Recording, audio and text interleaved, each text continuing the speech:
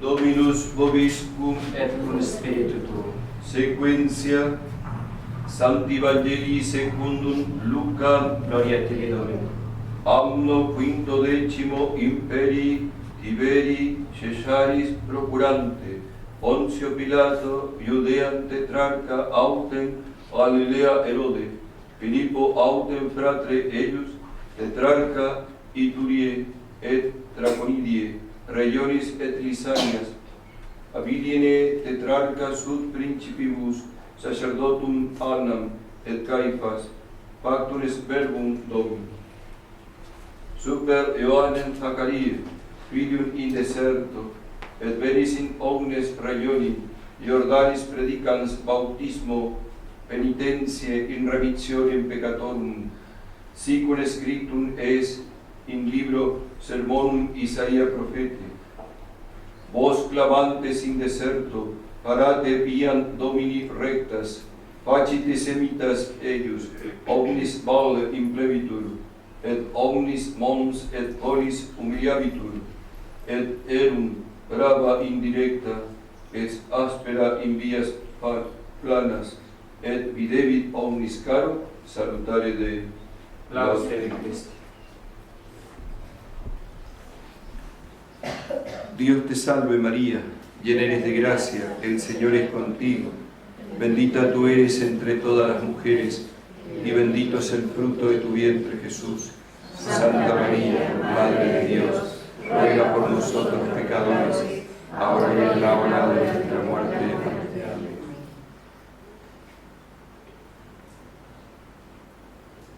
En este tiempo de Adviento, de preparación para la Navidad del Señor, para el nacimiento de nuestro Señor Jesucristo, hemos estado reflexionando, meditando sobre la segunda venida del Señor en gloria y majestad, cuando venga a juzgar a los vivos y a los muertos.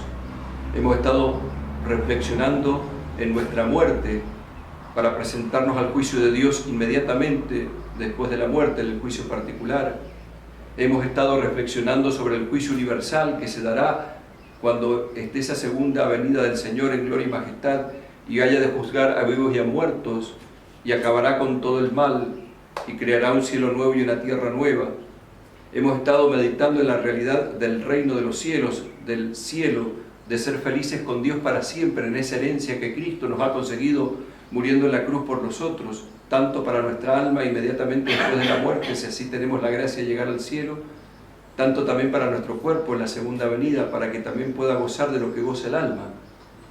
Hemos estado meditando en el infierno, en esa realidad que será para aquellos que se resistieron a la voluntad de Dios, que rechazaron la redención de Cristo, que no quisieron que su gracia entre en ellos, y que por lo tanto quedan apartados de Dios por toda la eternidad, primero en el alma, inmediatamente después de la muerte, al ser juzgados, y después también en el cuerpo, cuando venga en su segunda venida.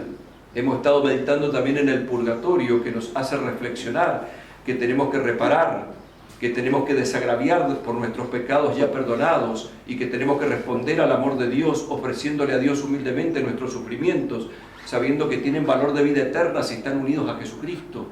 Todas esas realidades las hemos estado reflexionando.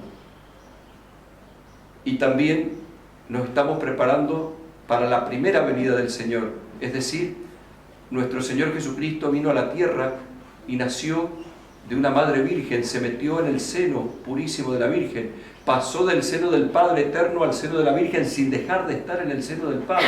De la eternidad pasó al tiempo y estuvo 9 meses en silencio en el seno de María Santísima, y lo adorábamos en ese seno de la Virgen Purísima cuando festejábamos la expectación de la Virgen el 18 de diciembre, y lo seguimos adorando presente a Jesús unido a María Santísima, y lo hemos querido representar en la imagen de la Virgen de Guadalupe, que está embarazada, vestida de sol, que es la que nos lleva a Jesucristo, nuestra Madre, que es la que quiere sembrar a Jesucristo en nosotros, que es la que quiere que la salvación de Jesucristo llegue a nosotros.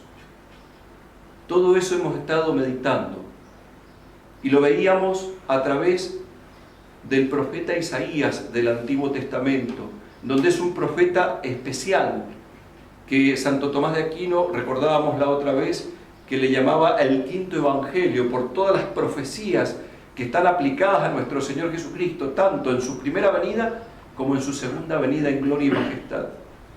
Y así el profeta Isaías nos introduce hoy a esta misa del cuarto domingo de Adviento, en donde comienza el introito, diciendo en Isaías capítulo 45, versículo 8, cielos, enviad rocío de lo alto, nubes, lloved al justo, ábrase la tierra y brote el Salvador.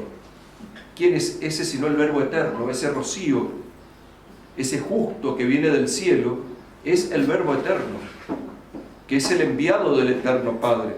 Pero brota el Salvador acá en la tierra porque nace de una Virgen Madre, de una tierra virgen, así como en el Génesis encontramos que el primer hombre es hecho de tierra virgen, y así el antiguo Adán fue hecho y se le dio un jardín, el paraíso.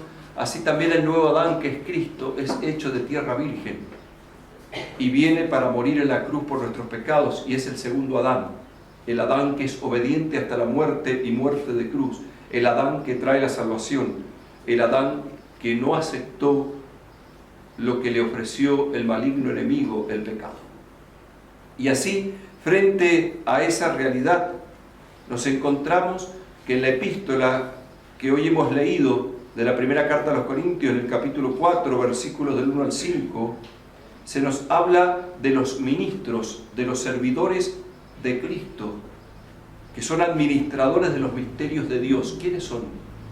Son los sacerdotes, que han recibido con el sacramento del orden sacerdotal o el orden sagrado el participar del sacerdocio de Jesucristo para dar la salvación que Jesucristo nos ha conseguido en la cruz. Participan de ese sacerdocio para acercar a las almas la renovación del sacrificio de Cristo en la cruz de manera incruenta, sin morir en la cruz ni padecer, en la Santa Misa. Por eso el sacerdote tiene el poder de subir al altar y de transformar el pan y el vino en el cuerpo y la sangre de Cristo, en la hostia pura, santa, inmaculada, es decir, la víctima divina, el inocente que se entrega por nosotros los culpables. El sacerdote tiene el poder de dar los sacramentos, que son una prolongación de la amarga pasión y muerte de Cristo en la cruz para que llegue la redención a nosotros. Por eso cuando confesamos nuestros pecados en el sacramento de la penitencia, y el sacerdote dice, yo te absuelvo, es Cristo quien lo dice, es Cristo quien te lava con su sangre, es Cristo quien te perdona, es Cristo quien te va a dar fuerzas para poder dejar el pecado, es Cristo el que te va a dar la disposición que nos está diciendo hoy el Evangelio, que el mismo San Juan Bautista está diciendo en San Lucas capítulo 3, versículo del 1 al 6. ¿Qué es lo que está diciendo? Que está dando un bautismo de penitencia, de conversión, de remisión de pecados. ¿Qué es lo que está queriendo decir con esas palabras? ¿Qué es lo que es la penitencia? ¿Qué es lo que es la conversión? ¿Qué es el perdón de los pecados? Sino que se apodere Dios de mi vida para que el único que puede arrancarme del mal lo haga. Dios es el único que puede arreglar a una criatura que Él ha creado que se haya descompuesto. ¿Qué es lo que hace el pecado? Nos arruina, nos descompone, nos hace vivir en tinieblas, nos pone en riesgo de condenación eterna si es mortal, nos hace apartarnos de Dios, nos hace esclavos de Satanás, nos hace alejarnos de la salvación de Cristo. ¿Y qué hace el perdón de los pecados? Hace el camino inverso. Y es lo que está ofreciendo San Juan Bautista. ¿Por qué? Porque él está señalando a quién es el Salvador, al único que puede perdonar los pecados, al único que puede salvarnos, al único que puede restaurarnos, al único que puede hacer una nueva creación con nosotros, que es Jesucristo nuestro Señor. Por eso en el Apocalipsis dice algo muy importante Jesucristo: he aquí que hago nuevas todas las cosas. ¿Quieres que Cristo te haga de nuevo? Deja que su gracia entre en ti, que se apodere de ti, y que su gracia pueda transformarte en una nueva criatura. Pero para ello hay que morir, y ese morir es doloroso, es muy doloroso, porque el hombre viejo, nuestro egoísmo, nuestra soberbia, no quiere morir, se resiste a morir, e inclusive se enfrenta con Dios, no quiere soltar sus cosas, no quiere soltar sus ídolos, no quiere soltar aquello que se ha fabricado y que lo ha puesto en lugar de Dios solapadamente. Y es lo que le pasaba a estos judíos que escuchaban la predicación de San Juan Bautista, pero era un grito que clamaba en el desierto porque ellos estaban sordos, no querían oírlo, no querían aceptar de que las profecías del Antiguo Testamento se estaban cumpliendo en Jesucristo, no querían aceptar que Cristo era el Mesías, no querían aceptar. ¿Y por qué no lo querían aceptar? Porque ese Cristo se presentaba distinto de lo que ellos habían pensado, de lo que ellos se habían armado en su cabeza. Se habían armado un Cristo distinto de la realidad. Y así nos puede pasar a nosotros. Hoy en día estamos viviendo una situación de tibieza de manera general. Estamos viviendo un cristianismo muy light, que se ha olvidado de la vida eterna, que se ha olvidado del cielo, del purgatorio, del infierno, que no le interesa su salvación, que se ha olvidado de la importancia de la eternidad, que se ha olvidado de los mandamientos de Dios, que quiere un cristianismo acomodado a este mundo que no le exija tanto, que quiere que el pecado no se llame pecado, que quiere que aquello que se decía que era pecado ahora ya no lo sea, que Dios bendiga inclusive el pecado. Porque antiguamente habían pecadores, sí, siempre ha habido pecadores, pero al menos se decía que el pecado era pecado. Hoy el pecado ya no se dice pecado, e inclusive se lo quiere mostrar como virtud y se lo aplaude. Y si uno dice que eso está mal, le dicen que uno es anticuado, que uno está fuera de contexto, que uno está fuera de modo, que uno tiene que adaptarse, que las cosas que estaban mal antes ahora tienen que ser buenas. Como si todo dependiera del capricho del hombre, como si el hombre fuera Dios, cuando en realidad no lo es. Entonces, frente a esa realidad de esta voz que grita en el desierto, que no se escucha, también el sacerdote, que es ministro de Cristo y que es dispensador de los misterios de Dios, muchas veces le pasa lo de San Juan Bautista. Es como una voz que grita en el desierto. Las almas no quieren escuchar, no quieren convertirse, no quieren cambiar. E inclusive el sacerdote también corre el riesgo de ser sordo y no convertirse. Porque así como ustedes corren el riesgo de condenarse, también el sacerdote corre el riesgo de condenarse. Yo, por ser sacerdote, no tengo ya coronita de que estoy salvo. Si no cumplo los mandamientos de Dios, si no respondo a la vocación que me has dado, si yo no soy dócil a la gracia, también me puedo condenar. Si bien es cierto que el sacramento del orden sacerdotal, del orden sagrado, imprime un carácter, imprime un sello en mi alma que no se borra ni en el cielo ni en el infierno, ese sello en el cielo servirá para más gloria, para más alegría, para más gozo, y en el infierno servirá para sufrir más al sacerdote si se condena. Por eso, el sacerdote tiene una obligación grave de decir la verdad, aún a costa de sufrimientos. Pero nosotros como cristianos, como católicos, que somos servidores de Jesucristo, también tenemos que decir la verdad. ¿Por qué? Porque nosotros no servimos al demonio, que es la mentira, servimos a Cristo, que es la verdad. Y si queremos vivir en el amor del corazón de Jesús, si queremos gozar de la salvación de Jesús, tenemos que ir por el camino de la verdad.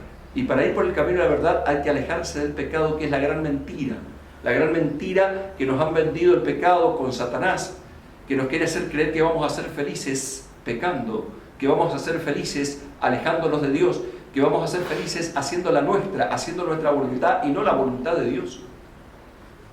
¿Qué rezamos en el Padre Nuestro si no hágase tu voluntad así en la tierra como en el cielo? Y otras veces lo hemos recordado esto.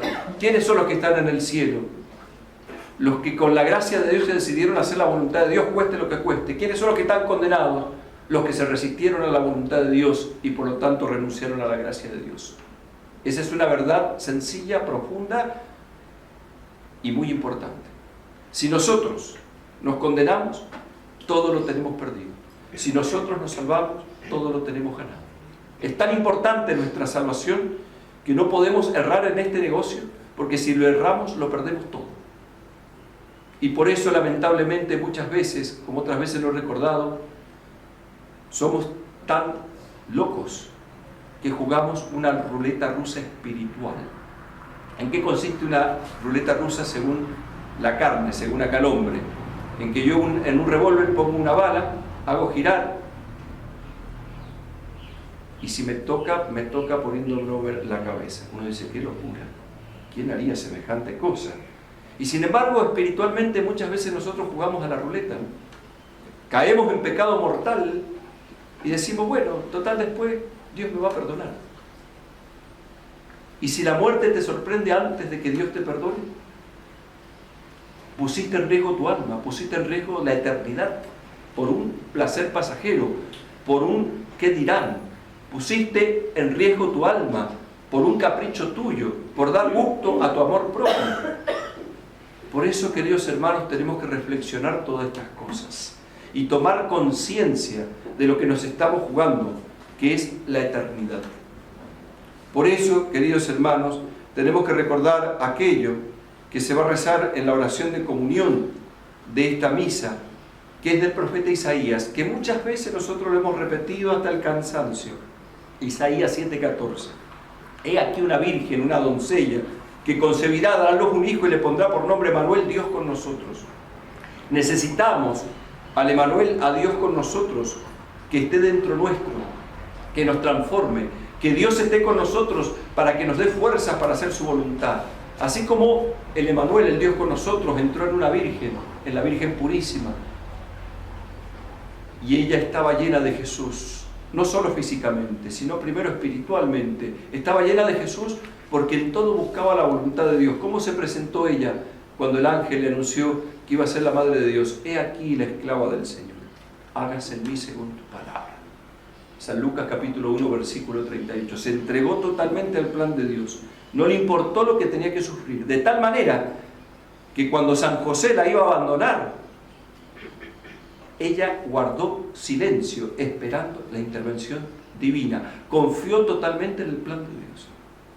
Y Dios habló justamente a San José para decirle que lo que la Virgen estaba embarazada era del Espíritu Santo. Y le reveló el plan de Dios y que le tenía que poner por nombre Jesús, Dios salva. Ese Dios con nosotros es el Dios salva.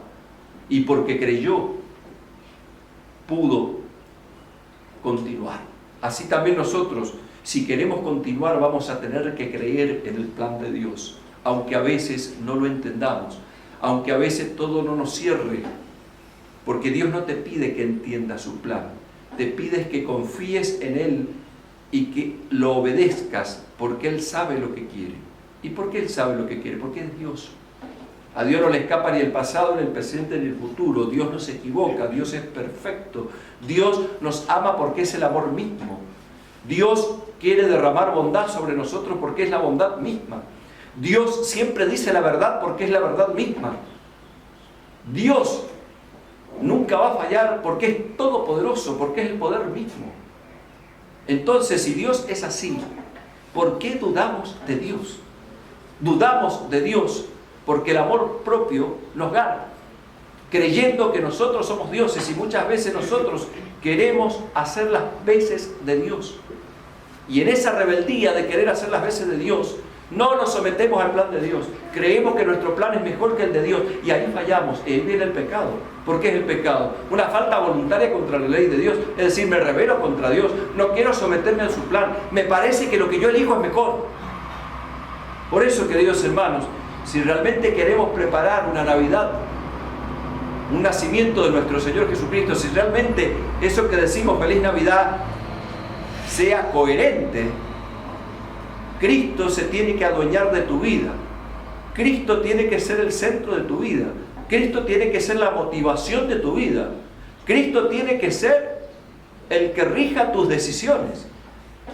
Cristo tiene que ser la guía de lo que haces y dejas de hacer. Si Cristo no es así, entonces no estás diciendo verdaderamente Feliz Navidad, y Cristo no está naciendo en tu corazón. Y va a quedar solo en exterioridades nomás.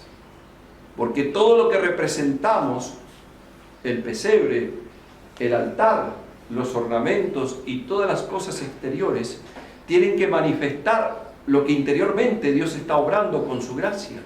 Pero si no manifiesta eso, queda en una hipocresía, en una falsedad. Y la gracia de Dios no obra en nosotros. Y nos va a pasar como a la sinagoga, como a los del Antiguo Testamento, que tenían muchas profecías y habían recibido muchas gracias de Dios, pero habían sido una higuera estéril, no habían dado fruto. Mucha hoja, muy bonito, pero sin frutos. No tenían frutos. Porque cuando llegó el Salvador, el Redentor del mundo, no lo quisieron reconocer, no lo aceptaron. No aceptaron las profecías, las estaban viendo y estaban ciegos, no querían. E inclusive estaban buscando cómo manipular a San Juan Bautista para ponerlo en contra de Cristo. Terrible. Y sin embargo, San Juan Bautista, fiel y sin doblez, ¿qué hace? Agarra y es fiel a Jesucristo y predica el bautismo de penitencia, a pesar de que después lo meten preso, a pesar de que después Herodes le corta la cabeza, a pesar de que cae en desgracia, porque la concubina de Herodes lo odiaba porque le decía que estaba viviendo mal. Herodes estaba viviendo en pecado, estaba viviendo con la mujer de su hermano, estaba viviendo en adulterio. Y eso lo llevó a la cárcel y eso lo llevó justamente a la muerte. Y murió por Cristo, murió por defender los mandamientos de Dios, murió por no traicionar la palabra de Dios. Y así nos da ejemplo San Juan Bautista, que nosotros también tenemos que estar dispuestos a perderlo todo para ganarlo todo. Por eso dice Cristo, el que pierda su vida por mí, por el Evangelio, la salvará. Pero el que quiera salvar su vida la perderá. Si nosotros no le damos el primer lugar a Cristo, y nosotros preferimos perder a Cristo con su gracia, por quedar bien con los demás, por acomodarnos a este mundo, por no cumplir sus mandamientos porque la mayoría no lo hace, por no quedar como bichos raros, y vamos a perder a Cristo. Porque eres de Cristo o del mundo. Y cuando hablo del mundo no me refiero al mundo creado por Dios, que otra vez lo hemos dicho, sino al mundo que se ha fabricado el hombre que se aparta de Dios, al hombre que no quiere convertirse, al hombre que vive en tinieblas, al hombre que prefiere al demonio y no a Cristo, al hombre que se acomoda en este mundo olvidándose de la vida eterna. Por eso, queridos hermanos, necesitamos que Cristo nazca en nuestro corazón. Ese Cristo que va a nacer en Belén es el Cristo que va a morir en la cruz por ti. Me amó y se entregó por mí, como decía el apóstol San Pablo en la carta a los Gálatas. Me amó y se entregó por mí. ¿Para qué? Para que tengas salvación. Me amó y se entregó por mí para que tus pecados sean perdonados. Me amó y se entregó por mí para que cambies de vida. Me amó y se entregó por mí para que su gracia me transforme, para darme la vida eterna, para salvarme. Porque me ama y quiere que sea feliz por toda la eternidad. Por eso ha hecho una obra muy grande, muy ingeniosa. Ha hecho que las consecuencias del pecado original, unidas a la gracia de Dios, sean meritorias. Todos estamos inclinados al mal y sentimos esa lucha dentro contra lo malo. Todos tenemos que sufrir algo, una cosa u otra. Bueno, eso que era castigo del pecado, elevado por la gracia de Dios, se transforma en meritorio. Cuando tú luchas contra el pecado y te aferras a la gracia y no quieres pecar a pesar de lo que sientes y no consientes, y te confías en el auxilio divino y rezas el rosario y evitas las ocasiones próximas de pecado, eso es premiado por Dios con méritos para la vida eterna. Cuando tienes que padecer o sufrir algún problema, alguna dificultad, alguna tentación, lo que sea, si lo sufres en gracia de Dios, en oración, entregado a Dios, aunque no sientas nada, es meritorio y sirve para la vida eterna. Fíjense hasta dónde ha llegado el ingenio y la sabiduría de la sabiduría misma, eterna y encarnada, que es Jesucristo. Si nosotros entramos en el plan divino y vivimos esto de esta manera, vamos a poder realmente decir feliz Navidad, porque Cristo va a nacer en nuestro corazón, va a nacer en nuestra alma. Jesucristo va a transformar esta cueva de animales, como lo hemos dicho otras veces, en un templo santo para Dios.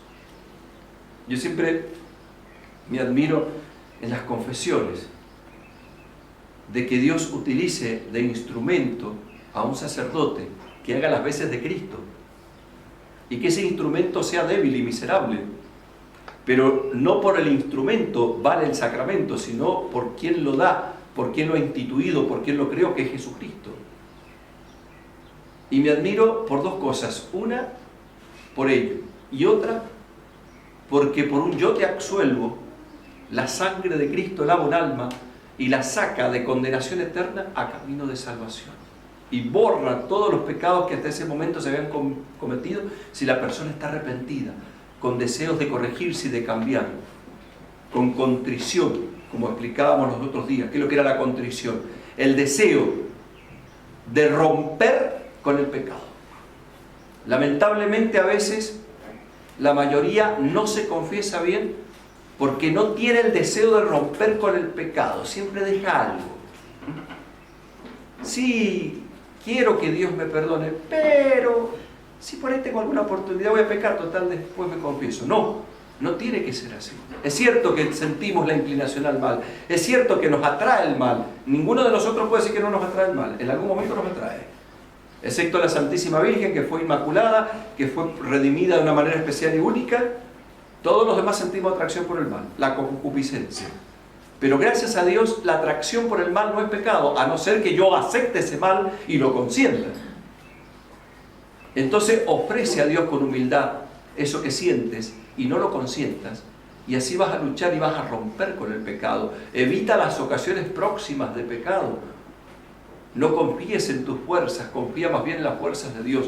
Y es por eso que acudimos a nuestra Madre del Cielo, la Virgen, porque ella es modelo de entrega total a Dios con una humildad profunda, siendo que haber recibido tantas gracias. Como hoy la escuchamos en la oración, la vamos a escuchar en la oración del ofertorio, que es la primera parte del Ave María. Dios te salve, María, llena de gracia, el Señor es contigo, bendita tú entre las mujeres, bendito el fruto de tu vientre, llena de gracias. Eres llena de gracias porque nunca cometiste pecado, pero a la vez tan humilde porque estabas tan callada. Ningún milagro hizo en vida a la Virgen. Callada, en silencio.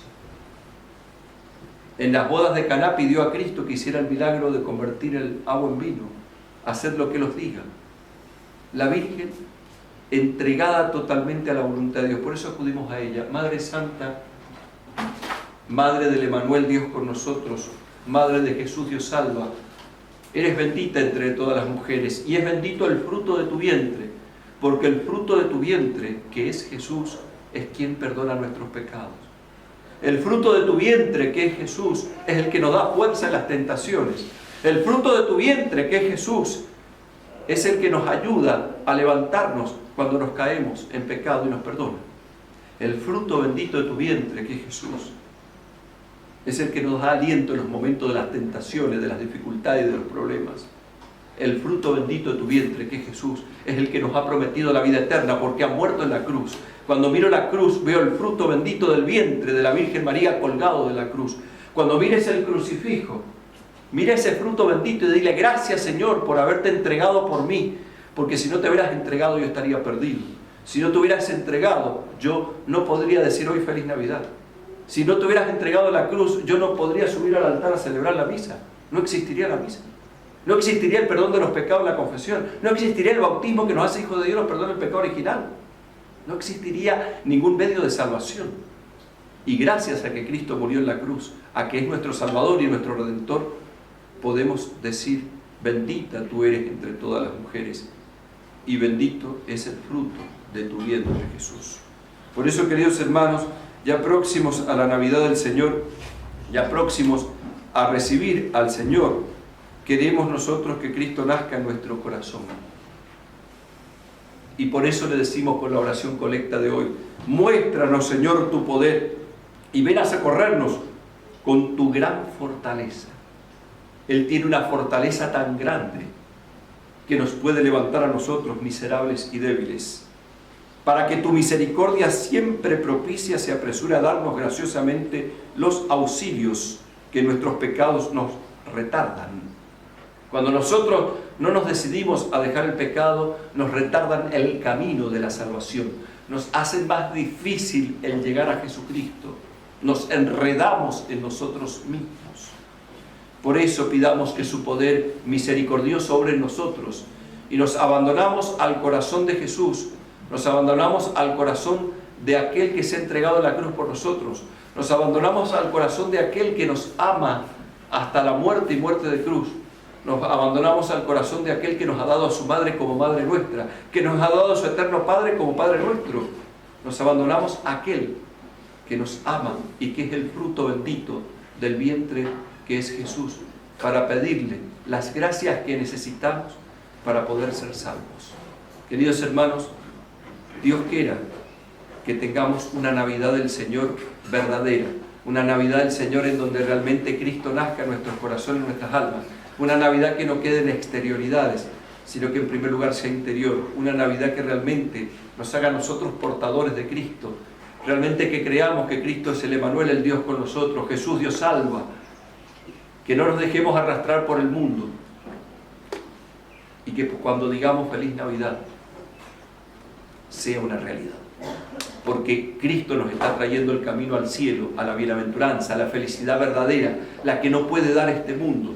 Por eso, queridos hermanos, convirtámonos de corazón con la gracia de Dios y digamos una vez más a la Virgen: bendita tú entre las mujeres, bendito el fruto de tu vientre Jesús, lleno de amor, de misericordia, de gracia, de perdón y de paz.